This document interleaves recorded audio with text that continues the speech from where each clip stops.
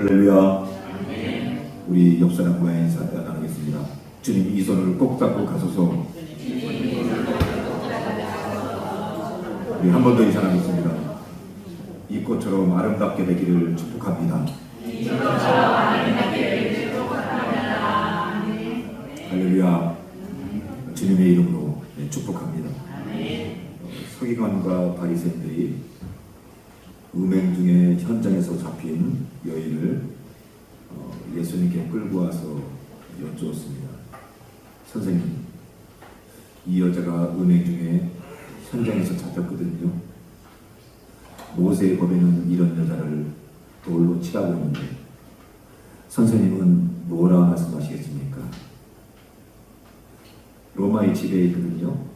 유대인들이 돌로 치라고 하면은 로마법을 어기는 거예요. 돌로 치지 말라고 하면은 유대인이니까 모세의 법이 있잖아요. 모세의 법을 어기는 거예요. 예수님이 곤란해지셨죠. 바리새인들이 예수님께 또 여쭈었어요. 선생님, 우리가 로마 황제한테 세금을 바칠까요, 말까요? 세금을 바치라고 하면은 예수님이 매국노가 되는 거예요. 나라를 사랑하지 않는 이 매국노. 그런데 바치지 말라고 하면은 황제의 반역자가 되는 거예요. 예수님이 곤란해지셨죠. 바리새인, 서기관, 제사장들, 이런 사람들이 예수님이 사역하시는 공생에 내내 따라다니면서 예수님을 책잡고 곤란하게 하고 괴롭혔어요. 가을이 되니까 이 아침에 이 안개가 자욱하게 끼더라고요. 이 안개 꼈을 때 옥상에 이렇게 올라가면은요, 이 천안 시내가 이렇게 안개에 이렇게 잠겨 있어요. 그런데 태양이 이렇게 떠오르면은요, 안개가 다 사라집니다. 이 세상이요, 어떤 세상이냐면요, 불신, 바리새인 세గిం과 같은 예수님에 대한 이 불신으로 안개처럼 이렇게 덮여 있어요. 우리는 이 세상 안개 속에 살고 있거든요. 그래서 예수님 믿기가 쉽지 않아요. 이 믿음으로 예수님을 바라보는 것이 쉽지 않아요. 왜요? 우리 눈이 안개에 가려져 있거든요. 그런데 우리의 삶에 태양이신 우리 주님이 떠오르셔서 우리 눈을 가리는 이 안개가 다 사라지는, 그래서 이 믿음, 이 하나님을, 이 십자가를, 예수님을 밝히 보시는 하나님의 자녀가 되기를 주님의 이름으로 축복합니다.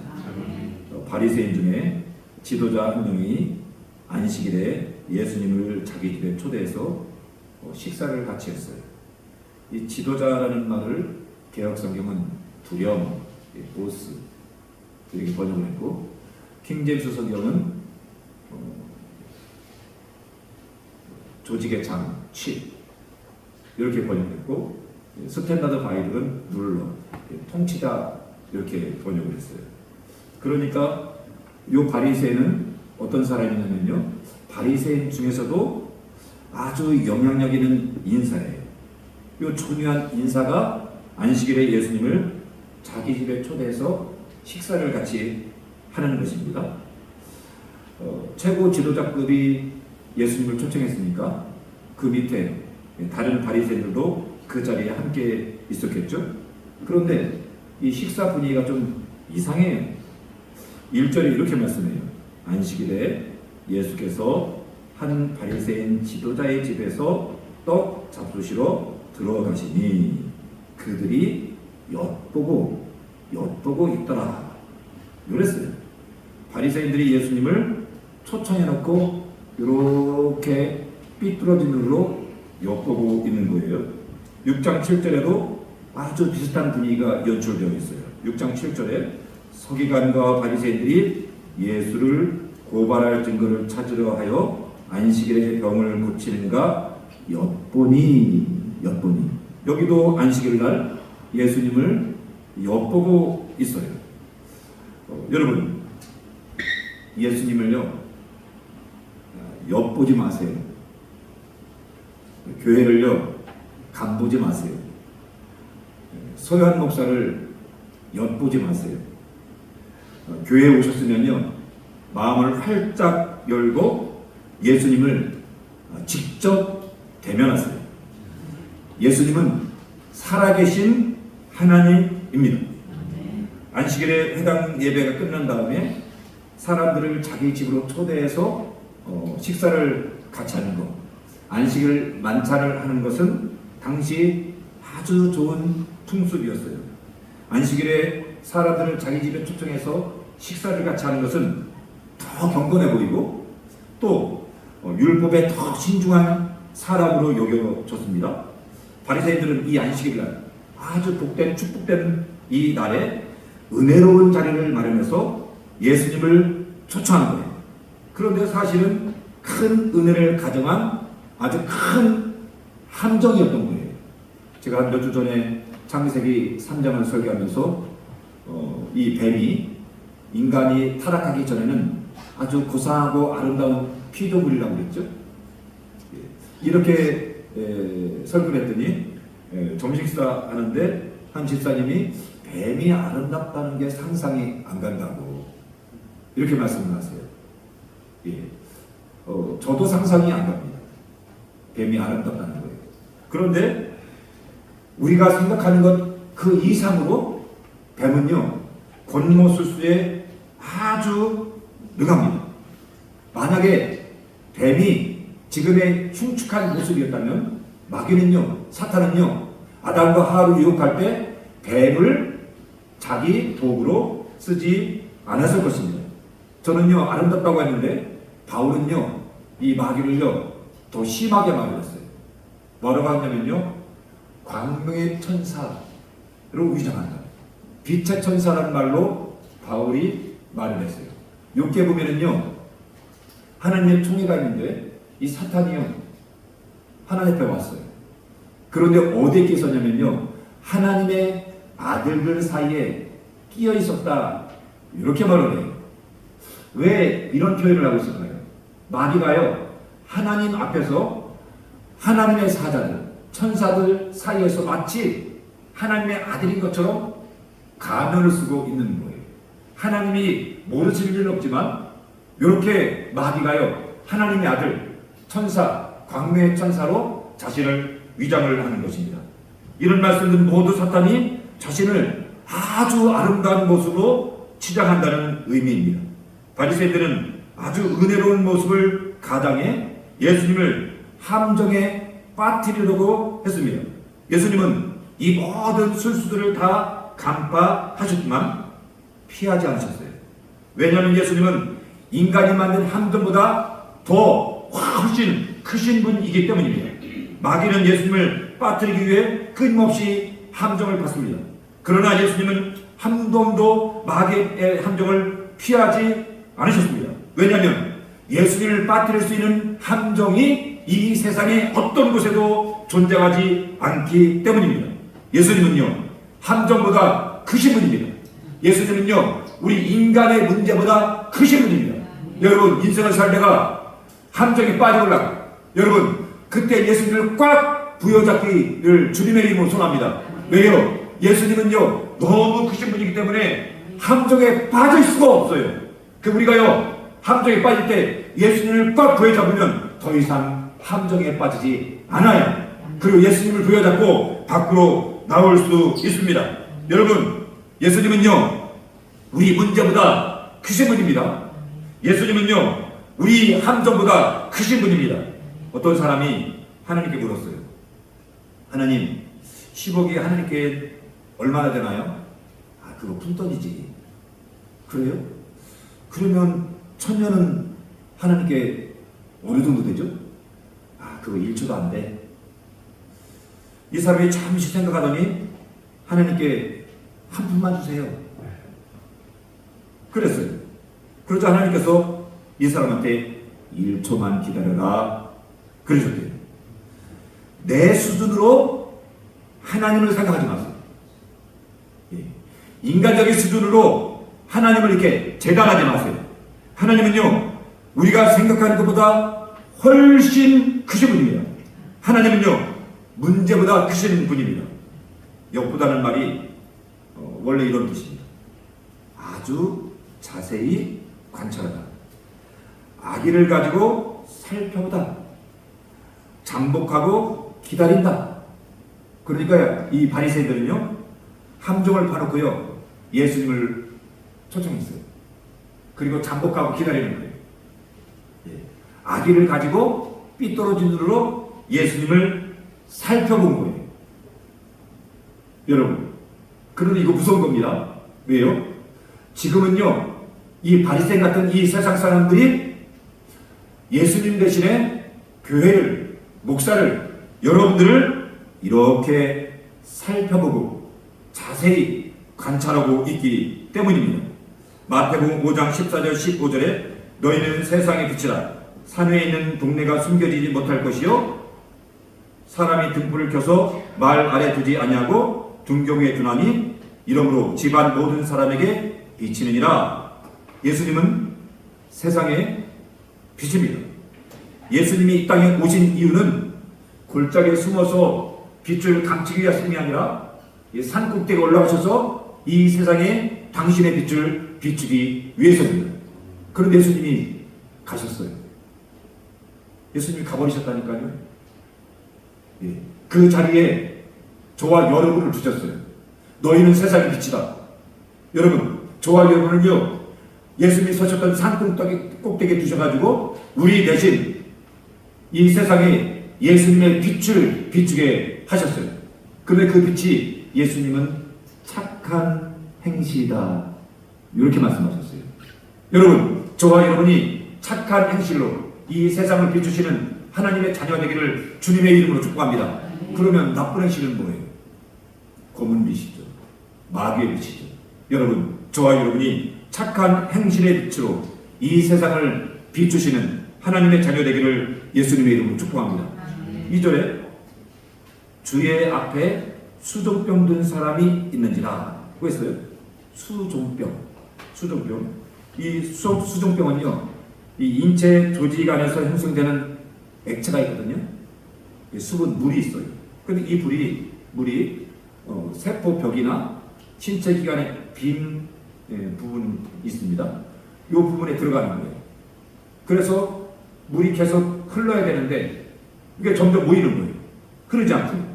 그래서 몸이 붓는 질병입니다.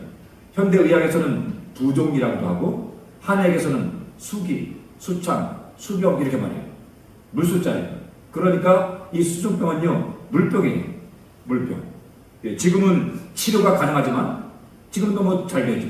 하지만 성경시대에는 이게 불치병이었어요. 물이 체내에서 계속 흐르면서 산소를 운반하고 그 다음에 체내의 불순물을 밖으로 배출해야 되는데 그렇게 하지 못해서 생기는 병이 이 수종병이에요. 물이 신체의 한 곳에 보이면 살이 이렇게 보여요. 그러면 어떻게 돼요? 썩어요. 살이 검붉어져요. 눈, 팔, 다리, 이 복부에 이 물이 차는 거예요. 계속 복부에 이렇게 부기가 생기는 거예요. 이 복부에 이 붓기가 생기면은 물이 차면은 심장을 누르요. 심장을 누르고 간장을 누르요. 심장을 누르면은 이게 어떻게 되냐면은 심장의 기능이 영구적으로 손상돼가지고 회복이 안 돼요. 죽는 거예요. 심장을 압박하면은 생명의 위협이 생깁니다. 수족병이 전신에 퍼지면은 얼굴이 검고 누렇게 변하는 것입니다. 이 수족병의 큰 특징이 하나 있는데 그게 무엇이냐면요, 끝없는 갈증에 시달리는 거예요. 갈증을 해소하기 위해서 물을 마시면 마실수록 더 목이 말라요. 참 이상하죠? 몸에 물이 그닥 고였어요. 그런데 목이 말라요. 아주 역설적인 질병입니다. 이런 병의 특성 때문에 수족병을 헬라 사람들은 인간의 욕망에 비유했습니다.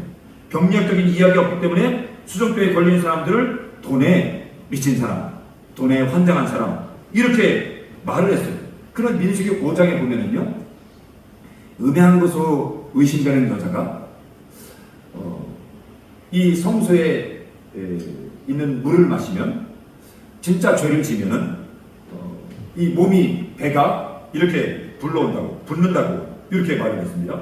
그러니까 이 붓는 것은 신의 저주, 음행한 더러운 질병으로 여겼어요.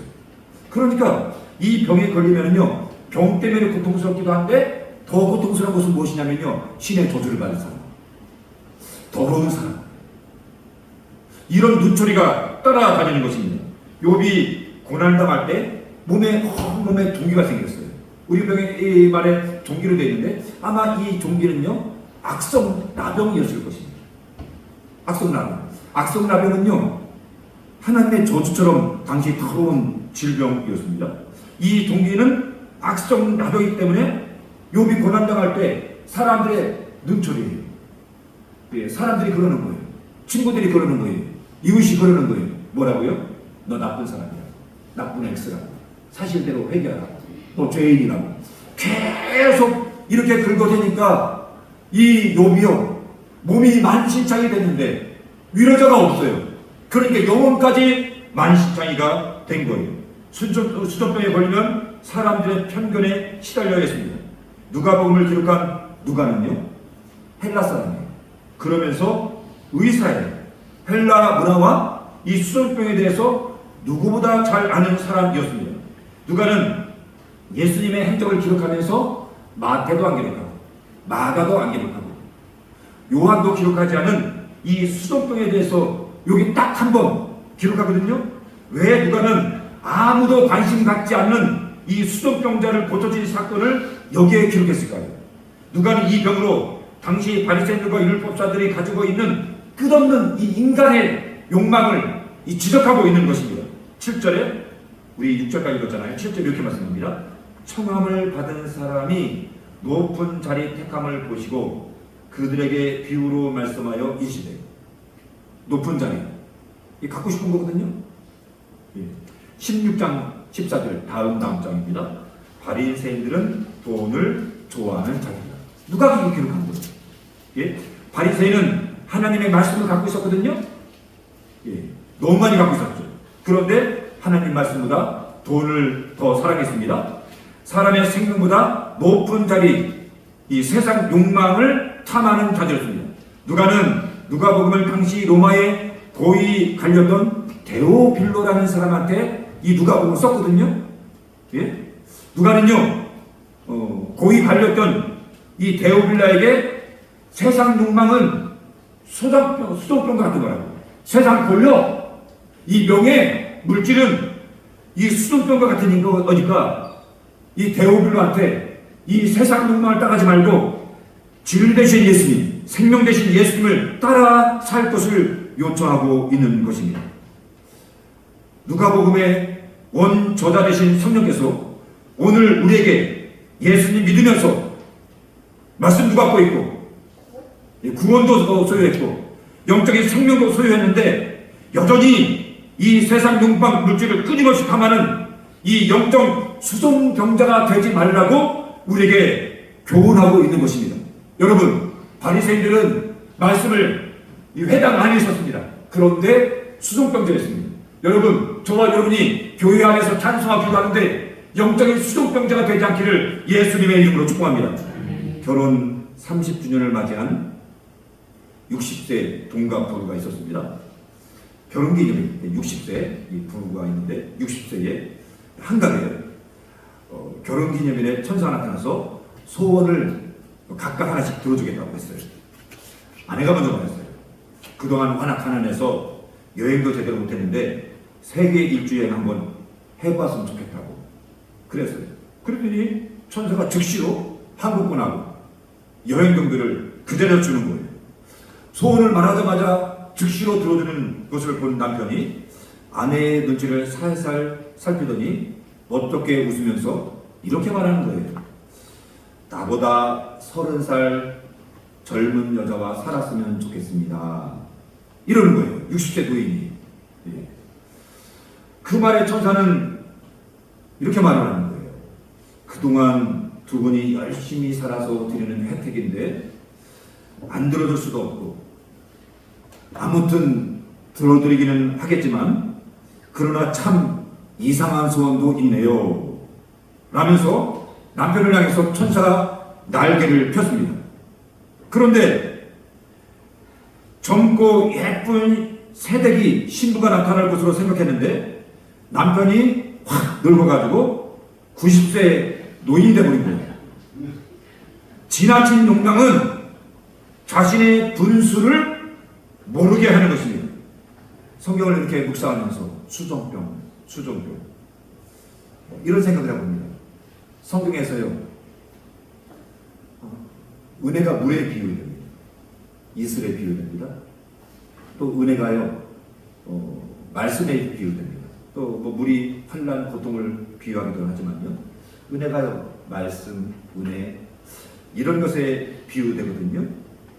그런데 이 바리새인들은요, 성경을 줄줄 외우는 사람이에요. 그러니까 영적인 물을 많이 가지고 있는 사람들이에요. 그런데 그 말씀의 참된 영적 의미가 다 막혀버린 사람들이에요. 그래서 영적으로 퉁퉁 보이는 사람들이 바리새인인 거예요. 영적인 수정병자가 바리새인 거예요. 은혜도 막혔어요. 여러분, 은혜의 물이 막히고 말씀의 물이 왜곡된 거예요. 여러분, 그 다음에 믿음도 과장되어 있어요. 붓고 썩고. 이게 누구냐면요, 당시 바리새인들입니다. 여러분, 우리 주님 앞에 엎드립시다. 여러분, 이 세상이 왜곡되고 있거든요. 그래서 말씀도 왜곡돼요. 사람들이 자꾸 왜곡시켜요. 그런 이 왜곡되는 세상에서 우리에게 하나님의 지혜와 계시의 정신을 도와서 우리가 참 신앙에, 참 말씀 안에, 참 은 안에 거하게 해주셔서 하나님 영적인 수종병자가 되지 않게 하옵소서. 이렇게 기도하기를 주님의 이름으로 소원합니다. 그런데 이상한 것이 있어요. 사람들이 예수님께 무엇을 여쭈지 않았거든요.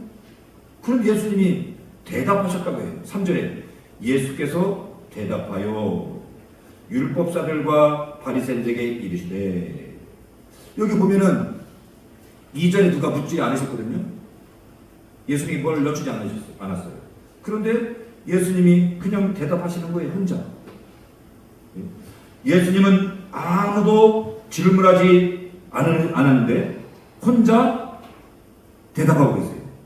질문 없는 대답을 하시는 거예요. 두 가지를 생각할 수 있습니다.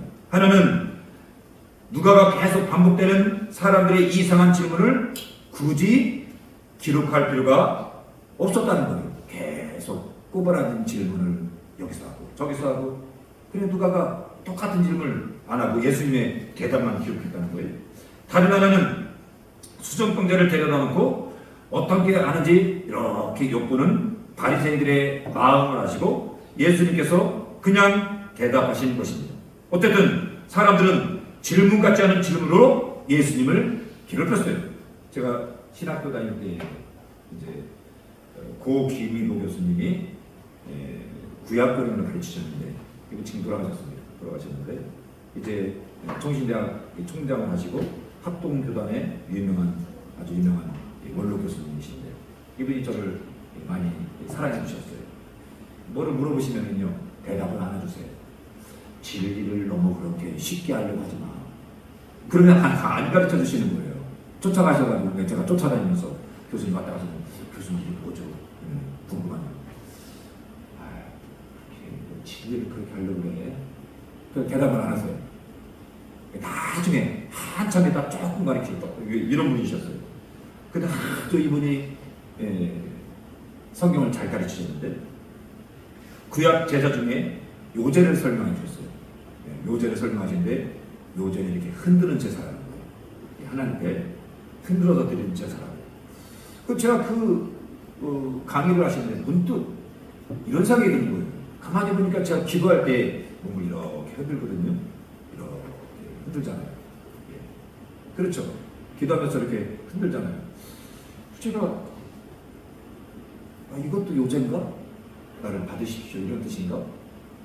그래서 제가 손을 번쩍 들고 교수님 기도할 때 몸을 흔드는데 이것도 요제의 일종인가요? 그랬더니 강의실이 갑자기 애들이 동기들이 뻥 터졌어요.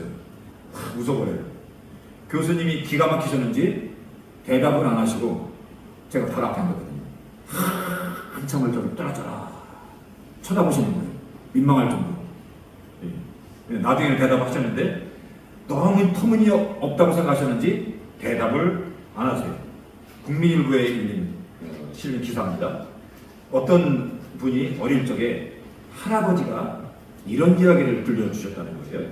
한 서당의 훈장이 제자들 삼형제가 이렇게 있었는데 삼형제가 나왔는데 삼형제에게 장래의 희망이 무엇이냐 물었대요.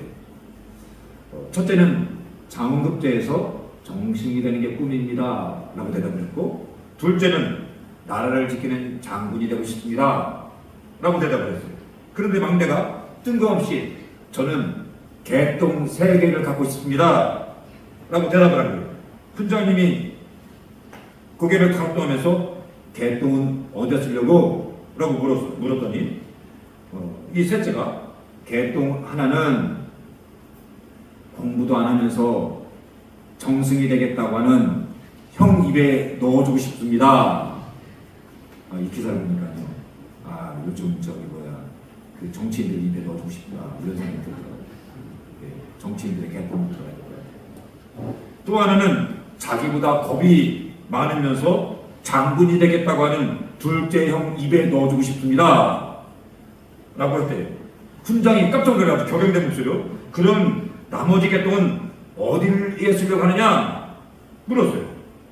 할아버지는 이 손자에게 이야기를 해주면서 이렇게 결론을 내렸다고 합니다.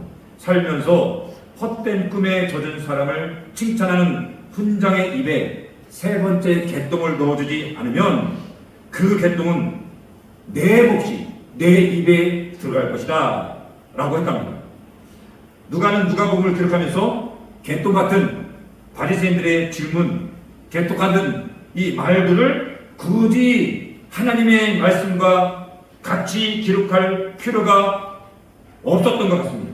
그래서 예수님의 진리의 대답, 생명의 말씀만 기록한 것 같습니다. 누가는 진리의 말씀과 개똥 같은 말들을 섞고 싶지 않았어요.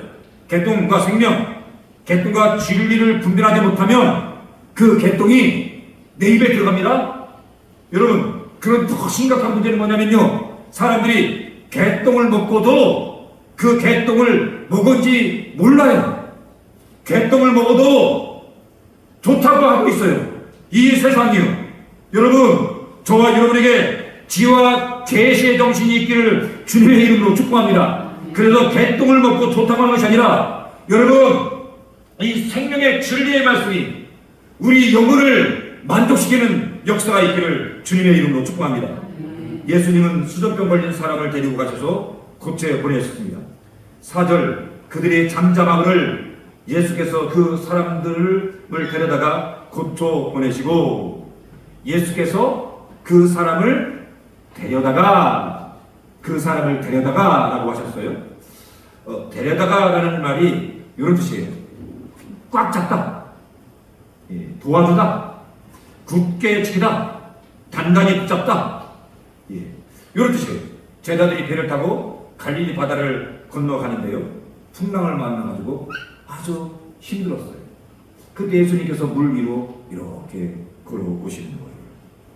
제자들이 유령이라고 난리치고 있는데 예수님이 나야, 무서워하지 마. 그때 베드로가 말합니다. 만약 주님이시라면 저를 명해서 이 물 위를 걷게 하소서. 예수님이 오라고 하시니까 베드로가 물 위를 뛰어 내려갔어요. 정말 멋있잖아요. 베드로 참 멋있을 것 같아요. 예수님 말씀 한마디에 그냥 물 위로 뛰어 들어가서 물 위를 걷는데, 그런데 옆에 파도를 보고 그냥 물속에 빠져버렸어요.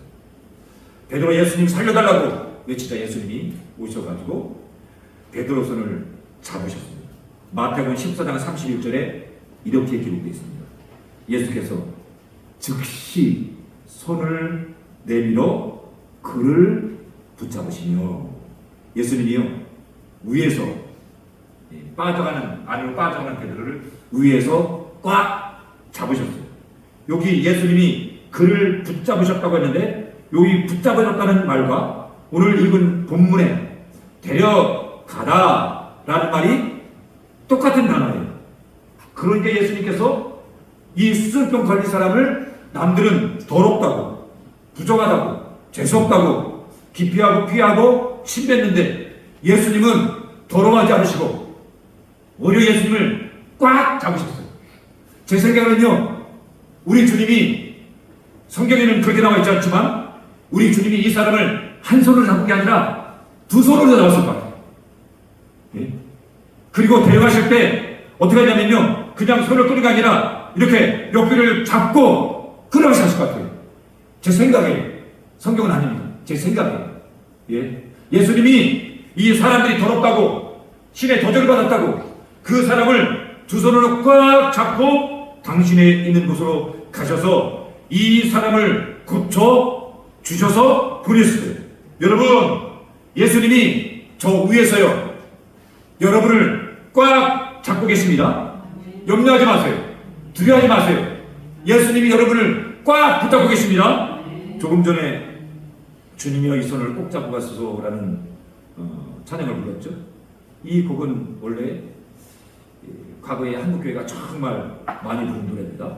이 곡은 이 시카고에 살던 토마스 도로시라는 유명한 피아니스트가 지은 노래예요. 1930년대 일입니다. 100년 전 일이죠. 어느 날 이 토마스가 세인트 루이스로 이 연주, 이 간증 연주 여행을 떠났습니다.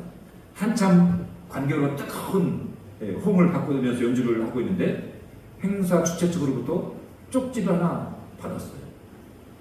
예, 전부예요. 전부 이렇게 써있어요. 당신의 아내가 위독합니다. 전부를 받고는 즉시 급하게 시카고로 돌아왔는데 시카고에 도착하니까 이미 싸늘하게 죽은 아내의 주검만이 기다리고 있는 거예요. 감당하기 어려운데 설상가상으로 그날 태어난 아기가 그 밤에 죽은 거예요. 아내도 죽고 아들도 죽고 너무 하나님이 원망스러운 거예요. 그리고 하늘을 향해 외쳤어요. Why? 왜 나냐고? 예? 왜 나냐고? 왜 하나님이 나를 이렇게 부당하게 대우하시냐고? 나는 더 이상 하나님 앞에 예배하지 않을 거고 이제 더 이상 나는 하나님을 찬양하지 않을 거라고. 그리고 하나님을 떠나버렸어요. 예, 절망, 이 비탕, 이 낙심이 평생 하나님을 찬양하며 살았던 이 사람의 신앙을 완전히 무너뜨려 버렸습니다. 그렇게 하나님을 떠난 후 하염없이 시간이 흘렀습니다. 어느 날 학교에서 근무하는 이 친구를 만나기 위해서 그 친구가 근무하는 학교에 방문하게 됩니다. 밖에는 눈이 이렇게 오고 있었습니다. 한 교실에서 이렇게 친구를 기다리고 있는데 창밖에 이런 불기가 보이는 거예요. 존귀한 주님, 내 손 잡아 주소서. 프레셔스로 take my hand. 이게 눈에 들어오는 거예요. 존귀한 주님, 내 손 잡아 주소서. 이 말을 떠치고 싶은데 이 가슴 속에서 이 한 문장이 계속 맴도는 거예요. 맴도는 거예요. 이렇게 보니까 교실 한 그 층에 피아노가 있는 거예요. 그냥 무심코 가서 피아노를 부릅니다. 그때 작곡한 노래가 주님이여 이 손을 꼭 잡고 가소서. 약하고 피곤한 이 몸을 폭풍 후감 속 해치사 빛으로 손잡고 나름도 하소서. 인생이 힘들고 고난이 겹칠 때 주님이여 날 도와주소서. 외치는 이 소리 귀 기울이사 손잡고 나름도 하소서. 이 불면의 곡이 이렇게 작곡이 됐습니다. 이 사람은 다시 신앙을 회복하고 이 찬양을 통해서 수많은 사람들에게 은혜를 끼칩니다. 예수님은 사람들이 더럽다고 재수없다고 부정하다며 기피하는 수정병 걸린 사람을 손으로 꼭 잡고 데려가셨습니다. 그리고 고쳐서 보내주셨습니다. 여기 보내다는 말이요, 원래 이런 뜻이에요. 풀어주다, 해방시키다, 자유롭게 하다, 놓아주다, 구원하다, 아무런 이유 없이 허락하다, 이런 뜻이에요. 이 말은 아무런 조건을 따지지 않고 이유 없이 구원했다, 조건 없이 해방시켜줬다. 이런 뜻이에요. 이유가 있다면 딱 하나예요. 불쌍해서, 사랑해서. 여러분, 이 십자가는요, 이유가 없어요. 여러분, 조건 따지지 않습니다. 예? 사랑 가리지 않습니다. 예수님 믿으세요. 이 십자가는요, 사랑입니다. 십자가의 구속을 믿으시기를 주님의 이름으로 축복합니다. 예수님은 이 수족병에 걸린 사람이 너무 불쌍했습니다. 그럼 이 사람이 누군지, 왜 병에 걸렸는지, 이 사람이 믿음이 있는지 따지지 않고, 여러분 보세요. 이 누가복음은요, 누가복음을 가만히 읽어보면요, 누가가 이 성경을 들어가면서 예수님이 어떤 능력을 행하시는데 이유가 없어요. 예? 이유가 없어요. 조건이 없어요. 그것을 누가가 기록하는 거예요. 여러분, 이유가 있으면 오직 은혜, 오직 사랑. 여러분, 십자가는요, 조건을 따지지 않습니다. 십자가는요, 사랑입니다. 지난 주간에 교회 복도를 이렇게 지나가는데 저기 구석에 서화기가 있잖아요. 복도 구석에 서화기 있는데 그 근처에 아주 요만한 조그만 메뚜기 하나 이렇게 벽에 붙어 있는 거예요. 예. 어떻게 들어왔지? 메뚜기가 들어오면 처음이네. 이런 생각을 하면서 잡을까 하다가 그냥 지나쳤어요. 엊그제, 예, 금요일날 그랬어요. 금요일날 제가 이 복도에 청소기를 한번 돌리는데 그때까지 그 자리에 있는 거예요. 죽었나? 싶어가지고 이렇게 보니까 살아있어요. 살아있어요. 이 복도에 이제 뭐 벌도 들어오고 왕파리도 들어오고 뭐 나방도 들어오고 날집들이 많이 들어와요. 자주 들어와요. 그런데 안 잡고 그냥 두면 꼭 예배 시간 주일날 들어가지고 예배를 방해해요. 그래서 고민하다가 이 청소기로 메뚜기를 빨아들이는데 이게 요리 피하고 저리 피하고 팔자가 뛰는 거예요. 그래서 제가 빨아들이는데 잡는데 문득 이런 생각이 들어요.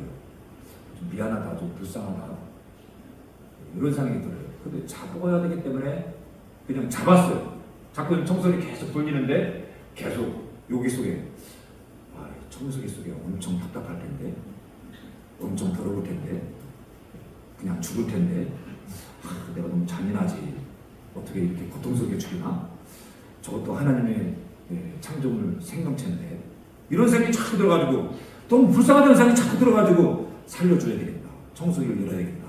이런 생각이 드는 거예요. 마침 지난 주간에 바이올린 오지현 지사님이 예배실에서 바이올린 나사를 하나 놓친 것 같아요. 그래서 혹시 청소기에 들어갔나? 한번 열어봐야 되겠다 생각했는데 깜빡 잊고 있었거든요. 겸사겸사해서 청소기를 열어보자 하고 이 먼지통을 들고서 이제 옥상에 올라갔어요. 뚜껑을 딱 열었는데 진짜 엄청 더럽더라고요. 마스크 안 쓰면요 병 걸릴 것 같아요. 온갖 먼지가 막 뒤엉키고 막 머리카락 뭐 줄 뭐 그리고 벌레도 한 마리가 죽어 있더라고요. 다른 벌레가 온갖 막 밥을 못 먹겠다고 너무 더러워가지고. 그런데 여러분, 그 시커먼 막 머리카락 막 온갖 쓰레기 그 사이에요. 얼기설기 그 속에요. 하나한 초록색 생명이 이렇게 묶여 있는 거예요. 메뚜기가 그렇게 예쁜지 저 처음 알았어요. 예. 안 열었으면 좀 후회할 뻔했어요. 그래서 제가 이 머리카락 뭐 줄까지 다 이게 동물 막 먼지 다 이렇게 해가지고 다 풀고 메뚜기를 잡아가지고 옥상 하단에 이렇게 놔줬습니다. 메뚜기는요 자유를 얻었습니다. 예수님께서 이 쓰레기통 같은 바리새인들 틈방 위에서 순종병자를 꽉 손으로 잡으셔가지고 병에서 풀어 자유케 해주셨습니다. 쓰레기통 같은 세상에서 세상의 욕망에 사로잡혀서 영적의 수종병 걸린 사람들을 예수님께서 십자가로 저와 여러분을 해방시킨 줄 믿습니다. 여기는요 아무런 조건 없어요. 아무런 이유 없어요. 이유 있다면요 여러분들을 사랑하셔가지고 여러분들을 불쌍히 여기셔가지고 그거는 없어요. 생각해보세요. 저 같은 개쓰레기를 하나님 목사 삼으셨거든요. 저는 목사할 사람이 아니에요. 목사할 사람이 아니에요. 저는요, 쓰레기예요, 쓰레기. 여러분들은 쓰레기의 설교를 듣고 있는 거예요. 예. 제가 쓰레기 같은 설교를 안 하려고 애를 쓰는데, 여러분, 쓰레기 같은 저를 택하셔가지고 하나님의 말씀을 전하는 사역자로 시험하셨어요. 제가요, 야로 기도합니다. 하나님, 저는요, 시골에서 농사지고 배추 장사하고 그게 딱 맞는데 제가 목사 설교할 사람이 아닌데 하나님, 찬양도 못하고요, 제가 머리도 나쁘고 공부도 못하고. 예, 여러분, 이 세상에서, 이 쓰레기 같은 세상에서 여러분들을 택하셨습니다. 예, 왜요? 그 쓰레기통 속에 있는 이 메스 같은 생명이 여러분에게 있기 때문에. 할렐루야. 여러분, 저와 여러분이 그 은혜를 받은 줄 믿습니다. 오늘도 또 한 주간도 그 은혜 가운데 승리하시기를 예수님의 이름으로 축복합니다.